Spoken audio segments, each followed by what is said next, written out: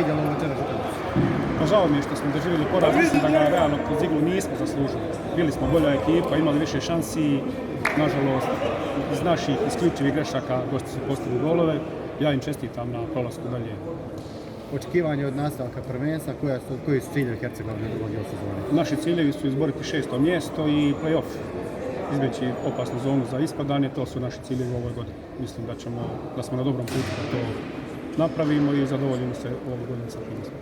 Kako vidite ostatak ljestvice, bit će tu dosta neizvjesnih utakmica, dosta ekipa je u par bodova. Je, dosta će biti neizvjesnih utakmica, svi su ekipe u par bodova, no to je draž futsala jer se može dobiti u gostima, tako da svaka utakmica je priča za sebe. Evo vidjeli ste čak i ovu utakmicu prije 15 dana smo pobjedili u Skoplju 7-2, danas smo ovdje izgubili.